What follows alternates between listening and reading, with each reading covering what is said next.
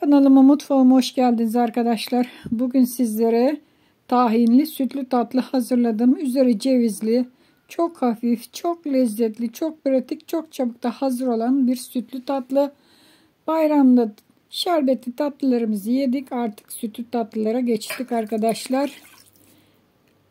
Tenceremin içine 4 su bardağı sütü döküyorum. Ben köy sütü kullanıyorum. Hazır süt de tabii ki kullanabilirsiniz. Herkes köy sütü kullanacak diye bir kural yok. 4 su bardağı sütü tenceremin içine döküyorum.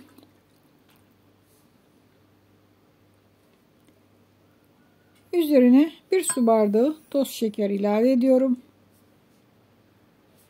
Çok çabuk hazır olan bir tatlı arkadaşlar. 1 adet yumurtanın sarısı. Yemek kaşığı ile un ilave ediyoruz. 3 kaşık un dökeceğim. 3. kaşığı fazla doldurmadım arkadaşlar. Pek tepelemedim. Bakın. Biraz az koydum. Üzerine 2 kaşık da nişasta. Buğday nişastası, mısır nişastası hiç fark etmez. Her ikisi de olur. 1 paket vanilya. Bu kadar da kolay olmaz dediğiniz harika bir tatlı hazırlayacağız.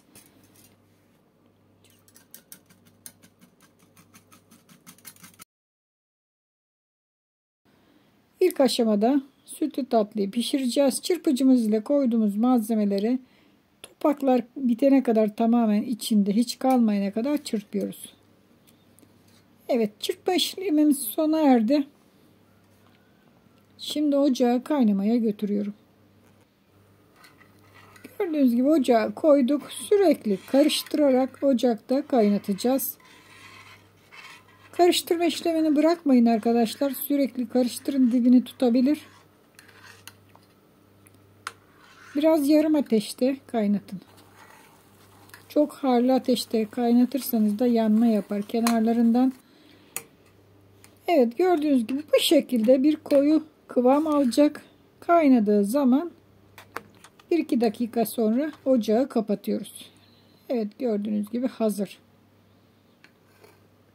Harika bir kıvamı oldu. Şimdi üzerine tahini ilave ediyorum. 1 çay bardağı tahinim var. Bu benim kalan tahinim. Bayağısını bir tükettik. Şöyle 1 çay bardağı kadar tahinim kalmıştı içinde. Dedim onu değerlendirelim. İlave ettim. Şöyle karıştıralım. Sütlü tatlımız zaten sıcak. İçinde tamamen eriyecek. Her yerine alacak. Üzerine 1 yemek kaşığı margarin ilave ediyorum. Tereyağı, margarin ikisi de olur.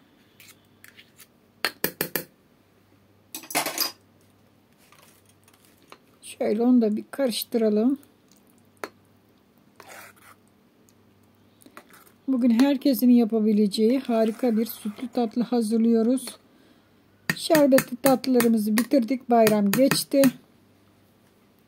Sıra geldi. Sütlü tatlılar hafif oluyor. Yaz aylarında en çok tüketilen tatlılardandır. Evet, şöyle çırpıcım ile güzelce bir çırpıyorum ki homojen olsun, akıcı olsun, pütürlü kalmasın içinde. Bakın, çırpıcı ile çırparsanız çok daha güzel olur. Tamamen koyduğumuz malzemeleri içine alır. Bakın, çok güzel oldu kıvamı. Şöyle çırpıcıyı çıkaralım. Şimdi servis tabaklarına koyacağız. Şöyle kaselerim var benim, cam kaselerim, altılı. İçlerini çeşmede suda yıkadım. Yaş olması gerek ki kolay çıksın. Şimdi azar azar içlerine hazırlamış olduğum tatlıdan koyuyorum. Kaseleri çok aşırı fazla doldurmuyorum. Ama isterseniz doldurabilirsiniz. Bu tamamen arzuya bağlıdır. Toplamda 5 kase tatlım çıktı arkadaşlar. 4 bardak süt ile hazırladım ve 5 kase tatlı çıktı. Eğer 5 bardak sütten hazırlarsanız 6 kase çıkacaktır. Şöyle birazcık yerleştirelim ki delikli olmasın. Hava kabarcıkları varsa çıksın. Evet, tatlımız hazır. Şimdi soğuması için dışarıda bekleteceğiz. Soğuduktan sonra buzdolabına koyacağız.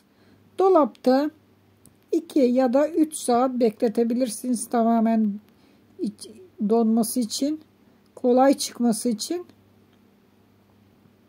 Ben erkenden hazırladım sabahleyin ve şimdi diğer işlerimi yapıyorum ki iyice donmasını bekledim.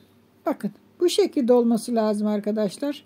Dolaptan çıktığı zaman parçalanmaması lazım. Bakın gördüğünüz gibi her bir şekilde hepsi tamamen altları kalkıyor. Bir tanesini servis tabağına alacağım. Şöyle bir tanesini bakın çıkaracağım. Çok kolay bir şekilde zaten çıkacaktır. Çünkü tabakların içlerini ıslattık. Üzerine de kırılmış ceviz için var. İstediğiniz malzemeyle süsleyebilirsiniz. Süsleme aşamasında tamamen özgürsünüz. Elinizde, evinizde ne varsa onu koyun. Yoksa hiçbir şey de koymayabilirsiniz. Bu şekilde de yener. Evet, diğerlerini de servis tabağına bakın çıkardım. Ceviz içlerini onların da üzerine koydum. Harika görünüyor. Çok hafif, çok pratik, 5 dakika gibi bir zamanda hazır olan harika bir sütlü tatlı hazırladık arkadaşlar. Umarım beğenmişsinizdir. Siz de bu tarifi yapar hazırlarsınız. Çoluğunuza, çocuğunuza yedirirsiniz arkadaşlar. Şöyle bakın kesiyorum ki kıvamını görün. Muhteşem görünüyor. Hoşça kalın. Afiyetle kalın arkadaşlar. Tariflerimi beğeniyorsanız beğen tuşuna basın. Kanalıma abone olmadıysanız abone olun. Sosyal medyada tariflerimi paylaşın. Paylaşın ki kanalımız günden güne büyüsün ve gelişsin. Hoşça kalın.